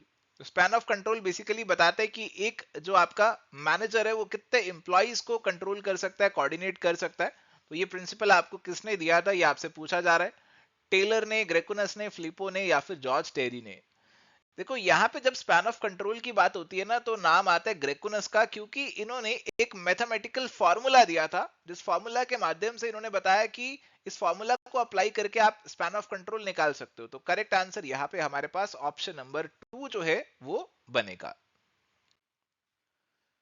चलिए सवाल है, which of the following is not a component of स्वॉट एनालिसिस। स्वॉट एनालिसिस का इनमें से कौन सा कंपोनेंट नहीं है। स्वॉट एनालिसिस का सीधा सीधा मतलब है स्ट्रेंथ, वीकनेस, अपॉर्चुनिटी और थ्रेट। तो देखो जी, यहाँ पे स्ट्रेंथ, वीकनेस, थ्रेट तो आ रहे हैं, बट अपॉर्चुनिटी की जगह ऑप्शंस लिखा हुआ है। So clearly answer is going to be option number 4। चलिए अगला सवाल है, buying decision process starts with. तो आपका जो बाइंग डिसीजन है, कस्टमर किसी भी चीज को यूं ही जाकर नहीं खरीद लेता है, स्पेशली अगर उसमें खर्चा करना पड़ेगा अच्छा खासा। तो पहले आप यूजुअली क्या करते हो, पहले आपको उसकी चीज की जरूरत महसूस होती है, फिर आप जाके उस जरूरत को पूरा करने के लिए जो ऑल्टरनेटिव्स अवेलेबल है उनको ढूंढते हैं जी, और फिर इवेंचुअली जाके परचेज करते हैं। तो first step is basically the recognition of the need, और इसीलिए करेक्ट आंसर ऑप्शन नंबर 1 जो है यहाँ पे बनेगा। चलिए सवाल है, which of the following is not a function of an entrepreneur. Entrepreneur का इनमें से कौन सा काम नहीं है, कौन सा फंक्शन नहीं है। अपॉर्चुनिटीज को एंटरप्रेन्योर ढूंढेगा जी, इनोवेशन भी करेगा। नॉट अडॉप्टिंग चेंजेस, भैया एंटरप्रेन्योर को तो चेंजेस अडॉप्ट करने पड़ेंगे, तो यही गड़बड़ वाला ऑप्शन है, रिस्क भी बियर करना पड़ेगा। तो this not adopting changes is not a function of an entrepreneur, और इसीलिए करेक्ट आंसर यहाँ पे ऑप्शन नंबर 3 जो है वो बनेगा। Which organization was preceding the World Trade Organization from the following? देखो जो WTO वर्ल्ड ट्रेड ऑर्गेनाइजेशन है, इसकी स्थापना हुई थी 1 जनवरी 1995 को। और इससे पहले हमारे पास जो ऑर्गेनाइजेशन काम कर रहा था, that was GATT, general agreement on tariffs and trade. और ये एग्जिस्टेंस में आपका आया था जी 1940s के अंदर, 1947 में एग्जिस्टेंस में आया था, बिकेम इफेक्टिव फ्रॉम जनवरी 1948। तो गैट के अंदर काफी सारी खामियां थी, और इसका कोई परमानेंट इंस्टीट्यूशन वगैरह भी यूजुअली हमने नहीं बना रखा था, बस ये एक एग्रीमेंट, एक समझौते की तरह था। तो इन कमियों को दूर करते हुए हमने WTO जो है वो बनाया था, which was a permanent institution which headquarters in Geneva.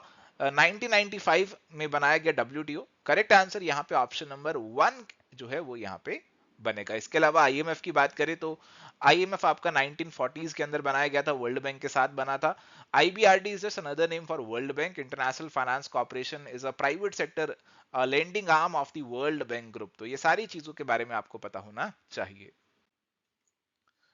The agreement between the partnership firm is called partnership contract, partnership act, partnership deed, या फिर agreement. A very very easy question. Partnership firm का जो agreement होता है उसे partnership deed बोला जाता है, जिसमें आपके सब रूल्स और रेगुलेशंस आ जाते हैं कि किस तरीके से पार्टनरशिप को चलाया जाएगा, किस तरीके से पार्टनर्स प्रॉफिट्स का डिस्ट्रीब्यूशन करेंगे, etcetera etcetera.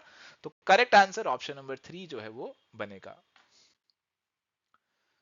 Which of the following is not an element of the promotion mix. देखो जी, प्रमोशन मिक्स की जब हम बात करते हैं तो उसमें 4 एलिमेंट्स की बात होती है। कौन कौन से 4 एलिमेंट्स होते हैं, फटाफट से आप बताइए, सोचिए क्या होते हैं जी।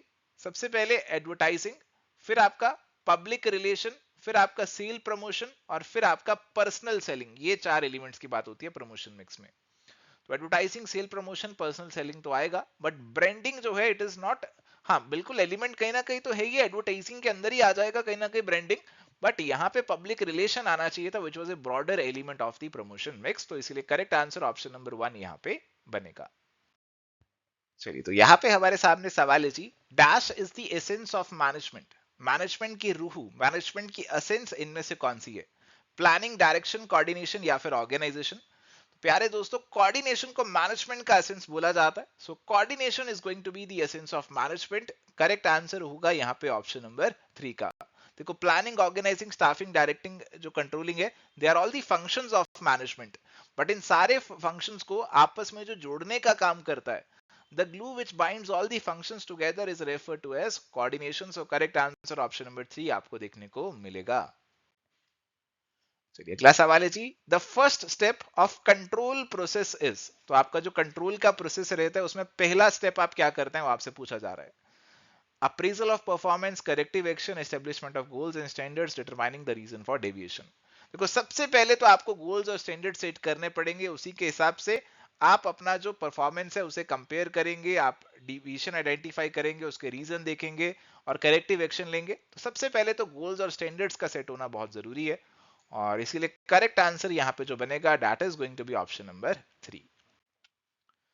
चलिए अगला सवाल है, management is the development of people not the direction of things, this statement was given by. ये स्टेटमेंट किसने दी थी?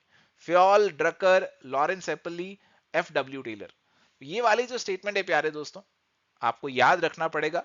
जो भी आपकी पॉपुलर डेफिनेशंस हैं, पॉपुलर आपकी स्टेटमेंट्स हैं, कौन सी किसने दी है, ये वाली स्टेटमेंट आपकी जो दी है that has been given by Lawrence Appley, और इसीलिए करेक्ट आंसर यहां पे जो मेरे पास बनेगा that is going to be option number 3।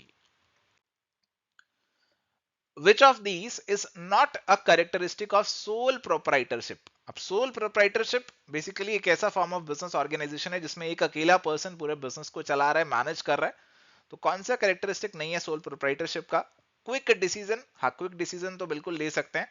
Limited liability नहीं होता जी, क्योंकि लायबिलिटी अनलिमिटेड होती है। इंडिपेंडेंट एग्जिस्टेंस, देखो एग्जिस्टेंस बिजनेस की इंडिपेंडेंट अलग से नहीं होती है, कोई अलग से उसकी लीगल एंटिटी नहीं है बिजनेस की। सोल प्रोप्राइटर जब तक है तब तक ही वो बिजनेस है।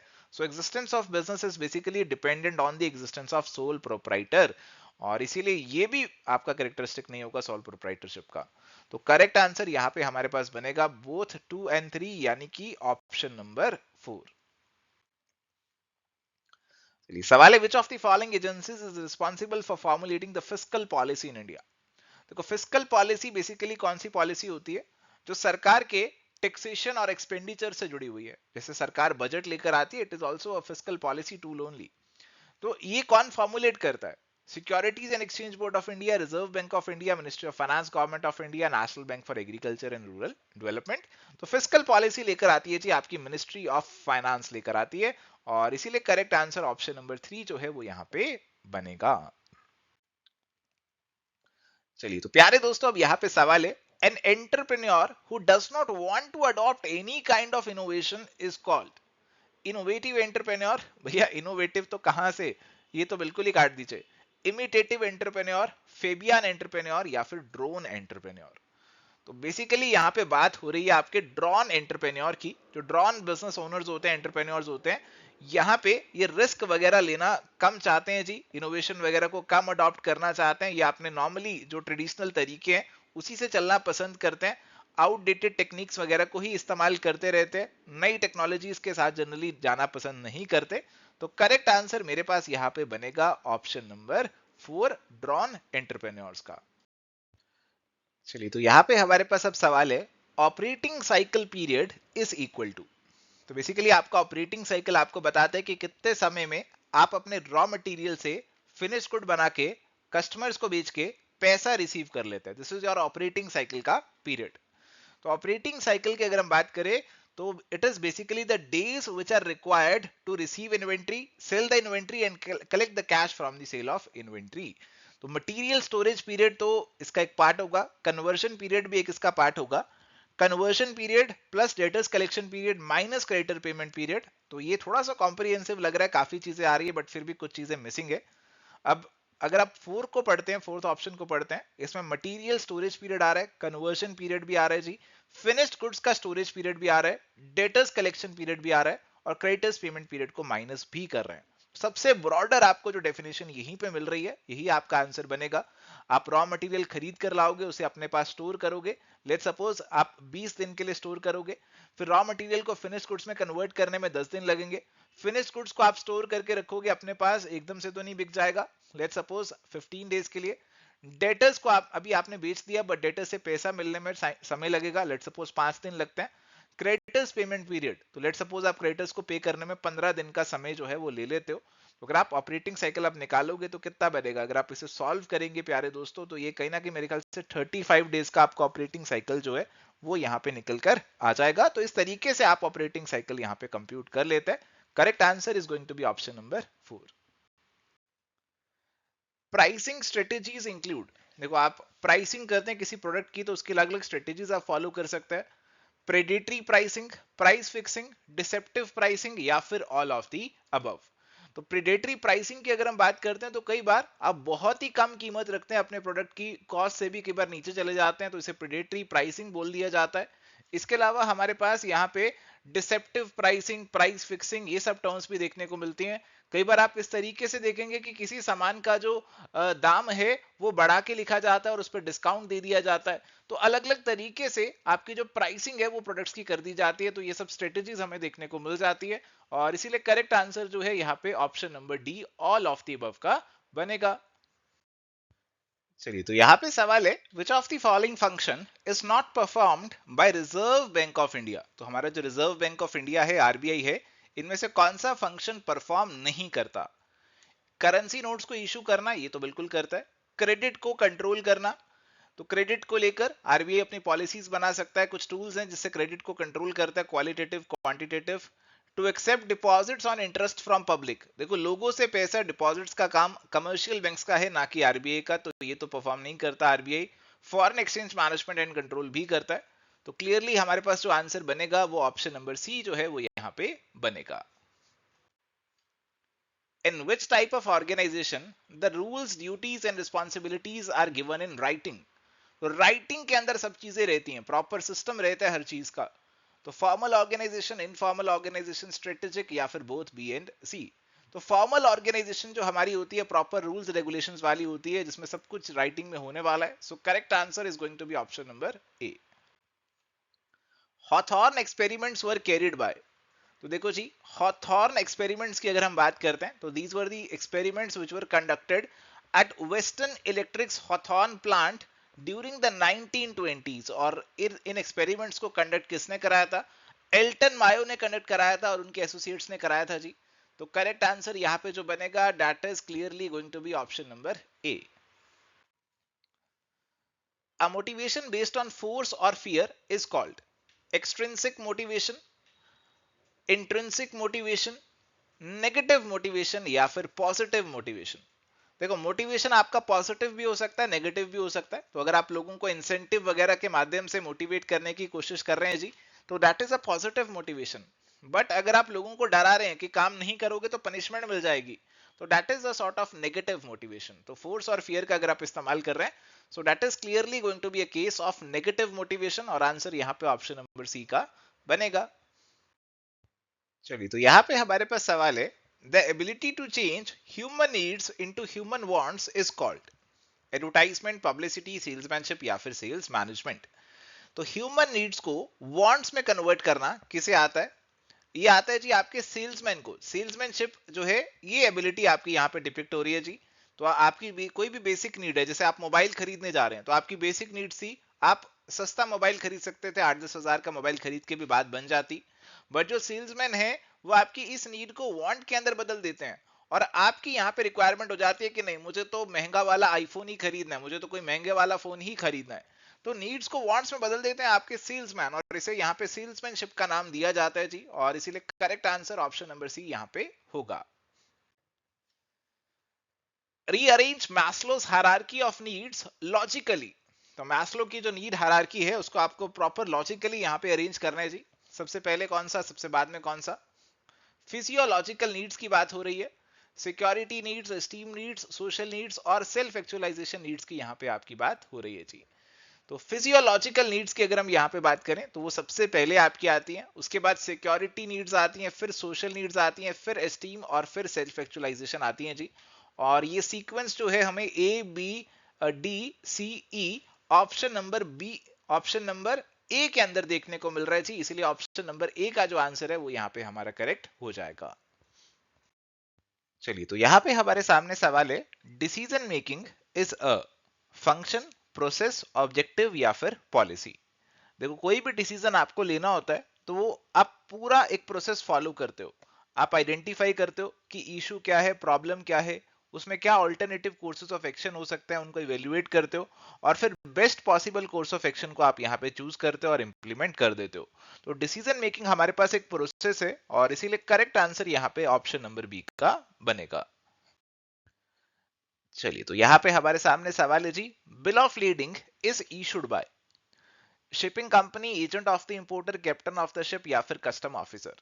देखो इंटरनेशनल ट्रेड अगर आप कर रहे हैं तो उसमें कुछ इंपॉर्टेंट डॉक्यूमेंट्स का इस्तेमाल होता है and bill of leading is one of the important document. और ये जो बिल ऑफ लीडिंग है इसे बेसिकली जो आपकी शिपिंग कंपनी है वो यहाँ पे इशू करती है और ये बेसिकली एक आपको रिसीट मिल जाती है कि आपने जो अपना सामान है वो शिप से एक जगह से दूसरी जगह भिजवाया है। और इसीलिए करेक्ट आंसर यहाँ पे हमारे पास ऑप्शन नंबर ए का बनेगा। चलिए तो यहां पे हमारे सामने सवाल है जी, the primary function of the management is planning, communication, decision making या फिर मोटिवेशन। देखो प्राइमरी का मतलब होता है जो सबसे पहले, तो सबसे पहले कौन सा फंक्शन होता है मैनेजमेंट का? देखो इन सब में से जो पहले आएगा वो होगा आपका प्लानिंग। प्लानिंग सबसे पहले की जाएगी, बाकी सारी चीजें जो है वो बाद में ही होंगी और इसीलिए प्लानिंग को प्राइमरी फंक्शन ऑफ मैनेजमेंट बोला जाता है। Correct answer is going to be option number A. चलिए तो यहाँ पे हमारे सामने सवाल है जी, technical skills are most important for. तो टेक्निकल स्किल्स किन के लिए सबसे ज्यादा जरूरी रहते हैं जी? तो रॉबर्ट कार्ट्स जो हमारे पास हैं उन्होंने बेसिकली तीन मैनेजरियल स्किल्स की बात करी है, एक टेक्निकल, एक कंसेप्चुअल और एक ह्यूमन या फिर इंटरपर्सनल स्किल्स। तो अगर हम टेक्निकल स्किल्स की बात करें तो ये वाले जो आपके स्किल्स हैं ये आपके लोअर लेवल मैनेजर्स के लिए सबसे ज्यादा जरूरी रहते हैं, कंसेप्चुअल वाले टॉप लेवल मैनेजर्स के लिए। और ह्यूमन या फिर इंटरपर्सनल स्किल्स की बात करें तो सभी लेवल्स पे रिक्वायर्ड रहते हैं क्योंकि सभी लेवल्स पे आपको ह्यूमंस के साथ जो है वो डील करना होगा। और इसीलिए करेक्ट आंसर फिलहाल यहाँ पे हमारे पास ऑप्शन नंबर सी का बनेगा। The primary purpose of advertising is to. तो एडवर्टाइजिंग का प्राइमरी पर्पस क्या है जी, वो आपसे यहाँ पे पूछा जा रहा है जी। इन्फॉर्म, परसुएड या फिर रिमाइंड। देखो एडवर्टाइजिंग जो है ना उसके तीन प्राइमरी ऑब्जेक्टिव्स हैं और ये तीनों ऑब्जेक्टिव्स ही आपको यहाँ पे लिखे हुए मिल रहे हैं। आपको लोगों को इन्फॉर्म करना है प्रोडक्ट के बारे में, उनको परसुएड करना है कि प्रोडक्ट खरीदें और उनको बार बार रिमाइंड भी करना है प्रोडक्ट के बारे में, उसके फीचर्स के बारे में। और इसीलिए करेक्ट आंसर यहाँ पे option number D, all of the above का बनेगा। चलिए तो यहाँ पे सवाल है, strategic planning is done by top level management, middle level management, supervisory level management या फिर ऑपरेटिंग लेवल मैनेजमेंट। तो स्ट्रेटेजिक प्लानिंग की अगर हम बात करें तो ये ऑर्गेनाइजेशन की जो ओवरऑल स्ट्रेटेजी है उससे जुड़ी हुई प्लानिंग है और जाहिर सी बात है ये आपकी टॉप लेवल की जो मैनेजमेंट है वही करेगी। और इसीलिए correct answer option number A यहाँ पे बनेगा। चलिए तो यहाँ पे सवाल है, bank rate means, bank rate कौन सा रेट यहाँ पे होता है? तो देखो जी, बैंक रेट बेसिकली वो रेट होता है जिस रेट पे आपका जो आरबीआई है या फिर सेंट्रल बैंक है वो आपके जो बाकी कमर्शियल बैंक्स है उनको फाइनेंसिंग प्रोवाइड करता है। तो इसे यहाँ पे बैंक रेट बोला जाता है। हालांकि आज की डेट में इतना ज्यादा पॉपुलर नहीं है ये वाला रेट क्योंकि आजकल हम रेपो रेट की, मार्जिनल स्टैंडिंग फैसिलिटी की, ये सब चीजों की बात करते हैं।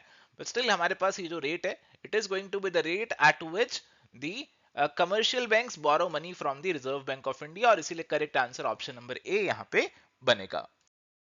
चलिए तो यहाँ पे हमारे सामने अब सवाल है जी, a partnership comes into existence by. एक पार्टनरशिप एग्जिस्टेंस में कैसे आती है?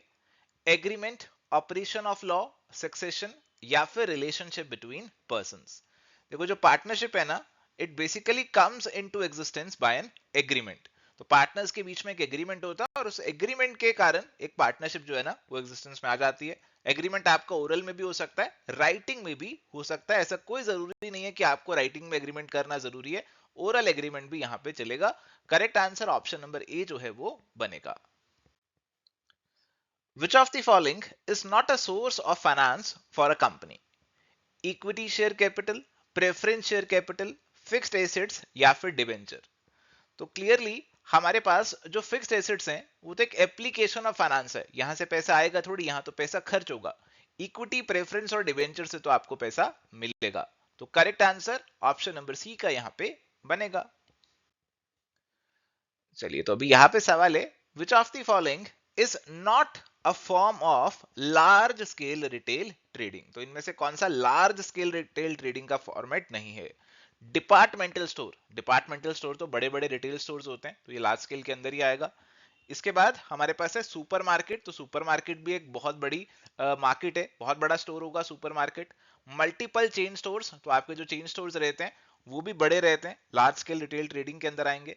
बट जो आपके प्रोविजन स्टोर्स रहते हैं, ये छोटे छोटे प्रोविजन स्टोर्स रहते हैं जहां पे आपको रोजमर्रा के जो जरूरत का सामान है वो मिल जाएगा, ये छोटे में आएंगे, ये लार्ज स्केल में नहीं आएंगे। और इसीलिए correct answer option number D जो है वो यहाँ पे बनेगा। By whom the following definition of management was given? Management is the art of knowing what you want to do and then seeing that it is done in the best and the cheapest way. तो ऐसी definition किसने दी थी?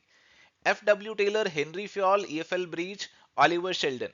तो ये वाली जो definition है प्यारे दोस्तों, ये आपकी एफ डब्ल्यू टेलर ने दी थी, और इसीलिए करेक्ट आंसर यहाँ पे आपके पास ऑप्शन नंबर ए का बनेगा। The enterprises exclusively owned, managed and controlled by the central or state government are known as। तो ऐसी इंटरप्राइजेस जिनको एक्सक्लूसिवली कौन कंट्रोल कर रहा है, सेंटर या फिर स्टेट गवर्नमेंट, इनको क्या बोला जाएगा? Government company, public enterprises, joint stock company या फिर प्राइवेट एंटरप्राइजेस। अब देखो, आपको कंफ्यूजन किस में हो सकता है? आपको कंफ्यूजन हो सकता है शायद ए और बी के बीच में। जो गवर्नमेंट कंपनी रहती है उसमें मेजॉरिटी ऑफ दी स्टेक जो है गवर्नमेंट का रहता है, बट जरूरी नहीं है कि सारे स्टेक होगा। बट ये सवाल तो कह रहे कि एक्सक्लूसिवली गवर्नमेंट ही ओन कर रही है और कोई मालिक ही नहीं है, तो यहाँ पे गवर्नमेंट कंपनी आंसर नहीं हो सकता। यहाँ पे हमारा जो आंसर बनेगा that is going to be public enterprises. जो सरकारी एंटरप्राइजेस हैं वो इसके अंदर आ जाएंगी, जैसे आपके इलेक्ट्रिसिटी, टेलीकम्युनिकेशन, ये सब कुछ चीजें हैं, दे आर पब्लिक एंटरप्राइजेस, यानी कि सारा का सारा कंट्रोल इन पे सरकार का ही रहता है। चलिए अगला सवाल है, memorandum of association is are. तो मेमोरेंडम ऑफ एसोसिएशन यानी कि एमओए एक बहुत इंपॉर्टेंट डॉक्यूमेंट है कंपनी की इनकॉर्पोरेशन से जुड़ा हुआ, और इसके अंदर बेसिकली क्या आता है वो आपसे पूछा जा रहा है। Internal rules of the company, guidelines for board of director, agreement between the company and board of directors, या फिर चार्टर ऑफ द कंपनी। तो बेसिकली जो मेमोरेंडम ऑफ एसोसिएशन होता है उसे बोला जाता है चार्टर ऑफ द कंपनी। ये चार्टर जो बेसिकली है ये डिनोट करता है कि कंपनी जो है यहाँ पे क्यों बनाई जा रही है, क्या इसके ऑब्जेक्टिव्स हैं, और कुछ फंडामेंटल चीजें कंपनी की एग्जिस्टेंस से जुड़ी हुई इस मेमोरेंडम में डाल दी जाती हैं। तो correct answer option number D जो है वो यहाँ पे हमारा बनेगा। चलिए तो यहाँ पे हमारे सामने सवाल है जी, which one of the following is not an element of coordination. इनमें से कोऑर्डिनेशन का कौन सा एलिमेंट नहीं है वो हमसे पूछ रहे हैं। कॉपरेशन, मोटिवेशन, म्यूचुअल अंडरस्टैंडिंग या फिर कम्युनिकेशन।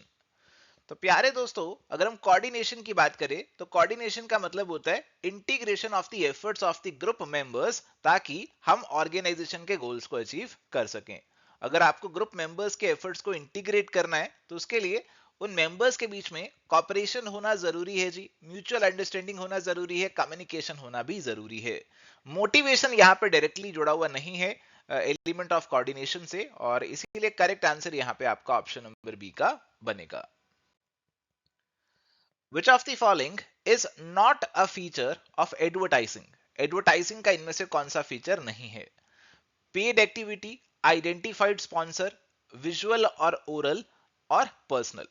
देखो एडवर्टाइजिंग जो रहती है it is a paid activity, इसके अंदर एक आइडेंटिफाइड स्पॉन्सर रहता है, ये विजुअल या ओरल रहती है, बट पर्सनलाइज्ड नहीं हो सकती एडवर्टाइजिंग। पर्सनलाइजेशन तो आपकी केवल सेल्समैनशिप के अंदर ही पॉसिबल रहती है। तो correct answer is going to be option number D. The causes of resistance to change based on the emotions, tendencies and expectations of the people are called। तो लोग जो है चेंज को रेजिस्ट करते हैं, चेंज से बचते हैं, और अगर इसके पीछे उनके इमोशंस वगैरह हैं तो इसे कौन से कॉज में डाला जाएगा? इकोनॉमिक, टेक्निकल, साइकोलॉजिकल या फिर सोशल। तो प्यारे दोस्तों यहाँ पे इसे साइकोलॉजिकल कॉजेस के अंदर डाला जाएगा। This is a psychological cause of resistance to change, और करेक्ट आंसर यहाँ पे ऑप्शन नंबर 3 का बनेगा। चलिए अब सवाल है, what was the initial problem noticed when the new economic policy started in 1991। तो 1991 के अंदर जब न्यू इकोनॉमिक पॉलिसी आई तो सबसे पहले क्या मेन समस्या हमें राइज हुई थी? Poor performance of the public sector, high tax rate, foreign money crisis या फिर control on the private sector. तो मेन समस्या जो आई थी वो थी फॉरेन मनी क्राइसिस। हमारे पास पैसा बहुत ही कम रह गया था अपने इंपोर्ट्स के लिए, और फिर एकदम से रिक्वायरमेंट हुई कि हाँ, इकोनॉमी के अंदर कुछ रीस्ट्रक्चरिंग की जरूरत है। और फिर हमारी जो न्यू इकोनॉमिक पॉलिसी 1991 है वो लाई गई। मनमोहन सिंह जी जो उस टाइम पे थे, उनको father of the Indian reforms भी बोला जाता है, जिन्होंने यहाँ पे बहुत इंपॉर्टेंट जो नई इकोनॉमिक पॉलिसी जो है उसकी शुरुआत कहीं ना कहीं करी थी। Correct answer is going to be option number 3। चलिए, तो यहां पे हमारे सामने सवाल है, each individual has a self image, it does not include. Self image में क्या नहीं आएगा? Expected self concept. देखो, जो सेल्फ इमेज आपकी होती है ये बेसिकली होती है कि आप अपने आप को कैसे देखते हैं। एक्सपेक्टेड सेल्फ कंसेप्ट कि आप फ्यूचर में कैसे बनना चाहते हैं, what you expect to become. Ideal self concept कि आइडियली आपको कैसा होना चाहिए। एक्चुअल सेल्फ कंसेप्ट कि आप एक्चुअल में कैसे हैं। एब्रप्ट सेल्फ कंसेप्ट, देखो एब्रप्ट का मतलब होता है सडन, ये कोई सेल्फ कंसेप्ट नहीं है, ये फालतू में बनाया हुआ ऑप्शन है। और इसीलिए करेक्ट आंसर यहाँ पे आपके पास ऑप्शन नंबर 4 का बनेगा। चलिए, यहाँ पे हमारे पास सवाल है, H D I stand for. देखो, एच डी आई बेसिकली हमारे पास ह्यूमन डेवलपमेंट इंडेक्स को बोला जाता है। हमारा जो यूनाइटेड नेशंस है वो ह्यूमन डेवलपमेंट को मेजर करता है इस इंडेक्स के माध्यम से। इस इंडेक्स के अंदर कुछ इंडिकेटर्स का इस्तेमाल किया जाता है जी, जैसे आपकी एज देखी जाती है, लाइफ एक्सपेक्टेंसी देखी जाती है, आपकी नॉलेज देखी जाती है, आपकी जो इनकम लेवल्स हैं वो भी देखे जाते हैं, और इसके बेसिस पे आपको रैंकिंग जो है यहाँ पे दे दी जाती है। तो करेक्ट आंसर ऑप्शन नंबर 4 का यहाँ पे बनेगा। चलिए, अब सवाल है, व्हेन वाज सेबी एस्टेब्लिश्ड? तो सेबी मतलब securities and exchange board of India. 1988 में जो है इसे इनिशियली सेटअप किया गया था हमारी सिक्योरिटी मार्केट को रेगुलेट करने के लिए। बट 1992 में इसे स्टेट्यूटरी स्टेटस जो है यहाँ पे मिल गया था। तो हमारे पास ऑप्शन में 1988 देखने को मिल रहा है, तो 1988 ही आंसर बन जाएगा। ऑप्शन नंबर 2 करेक्ट आंसर यहाँ पे होगा। चलिए, अब सवाल है, which bank was established in 1982 for export promotion and import loans? तो 1982 के अंदर कौन सा बैंक बना था एक्सपोर्ट इंपोर्ट से जुड़ा हुआ? World bank, merchant bank, Asian development bank या फिर एक्सिम बैंक? तो 1982 में प्यारे दोस्तों बना था export import bank of India, and it was set up by an act of parliament. Export import bank of India act 1981 के तहत इसे बनाया गया था, इंडिया के फॉरेन ट्रेड जो है उसको प्रमोट करने के लिए। Correct answer is going to be option number 4। चलिए, तो प्यारे दोस्तों अगला सवाल है, द सिस्टम अप्रोच इंक्लूड्स। अब हमारे पास जो ऑर्गेनाइजेशन है उसकी क्लासिकल थ्योरीज भी हैं, फिर ह्यूमन रिलेशन अप्रोच की बात करते हैं, और फिर मॉडर्न थ्योरीज भी आती हैं, और उसी में कहीं ना कहीं सिस्टम अप्रोच की बात होती है। और सिस्टम अप्रोच बेसिकली बताता है कि आपके पास ऑर्गेनाइजेशन जो है वो एक सिस्टम की तरह काम करती है। देखो, कोई भी सिस्टम होता है उसके अंदर इनपुट होगा, कुछ प्रोसेसिंग होगी, कुछ आउटपुट आपका निकल कर आएगा, तो ये चीजें आपको देखने को मिलेंगी। तो एक ऑर्गेनाइजेशन जो है एक ओपन सिस्टम की तरह काम करती है। इसके अंदर आप एनवायरनमेंट से इनपुट लेते हो, उसकी प्रोसेसिंग करते हो, आउटपुट बनाते हो, एनवायरनमेंट के लिए प्रोडक्ट वगैरह बना के देते हो जी, और फिर एनवायरनमेंट से फीडबैक लेते हो, और उसके हिसाब से वापस से आपका जो काम है वो आप करते रहते हो। तो input, process, output and feedback, ये चीजें सिस्टम अप्रोच के अंदर जरूरी हो जाती हैं। चलिए, तो अगला सवाल है जी, the factor which affects the economic environment. देखो, हमारा जो इकोनॉमिक एनवायरनमेंट है उसमें क्या क्या चीजें आएंगी? हमारी इकोनॉमी से जुड़ी हुई बेसिक चीजें आ जाएंगी, इकोनॉमिक रिसोर्सेज क्या है, लोगों का लेवल ऑफ इनकम क्या है, जीडीपी क्या है। तो ये सारी इकोनॉमिक एनवायरनमेंट की चीजें हैं। और इन चीजों को कौन इफेक्ट करेगा? हमारे natural resources, human resources, social institutions या फिर ऑल ऑफ दी अबव। तो ये सारी चीजें जो है ना कहीं आपकी इकोनॉमिक एनवायरनमेंट के ऊपर इफेक्ट डालेंगी ही डालेंगी। अगर आपके पास अच्छे खासे नेचुरल रिसोर्सेज हैं तो आपकी इकोनॉमी बहुत स्ट्रांग होंगी। तो जैसे आप कुछ गल्फ कंट्रीज को देखते हैं, उनके पास इतने अच्छे खासे ऑयल के रिजर्व्स है और कितनी स्ट्रांग उनकी इकोनॉमी है। अगर ह्यूमन रिसोर्स आपके पास स्किल्ड है, टैलेंटेड है, वो भी आपकी इकोनॉमी को अच्छा बना देंगे। और ऐसे ही सोशल इंस्टीट्यूशंस का भी रोल रहता है। तो correct answer is going to be option number 4, all of the above. चलिए, तो अगला सवाल हमारे पास है, the chairman of the district consumer protection council is. तो हमारे जो डिस्ट्रिक्ट लेवल पे कंज्यूमर प्रोटेक्शन काउंसिल होता है उसके चेयरमैन कौन होते हैं? उसके चेयरमैन बेसिकली हमारे डीसी या फिर डिस्ट्रिक्ट कलेक्टर होते हैं जी। और इसीलिए करेक्ट आंसर सीधा सीधा यहाँ पे आपका ऑप्शन नंबर 3 का बनेगा। सो थैंक यू प्यारे दोस्तों, ये था जी आज का हमारा सेशन। अगर आपको आज का वीडियो अच्छा लगा तो प्लीज इसे लाइक कर दीजिए। YouTube चैनल पे नए हैं तो सब्सक्राइब कर लीजिए। इस सेशन का पीडीएफ आपको हमारे टेलीग्राम चैनल पे मिल जाएगा और हमारे सभी कोर्सेज की डिटेल्स आप चेकआउट कर सकते हैं एविस्टडी क्लासेस के ऐप पे। एंड प्यारे दोस्तों, अगर आपकी कोई क्वेरी है तो आप हमें रीच आउट कर सकते हैं। नीचे नंबर आपको देखने को मिल रहा है, आप इस पे कॉल या व्हाट्सएप कर सकते हैं। तो आज के लिए सेशन में इतना ही जी, मिलेंगे नेक्स्ट सेशन में। Till then goodbye, take care, all the best.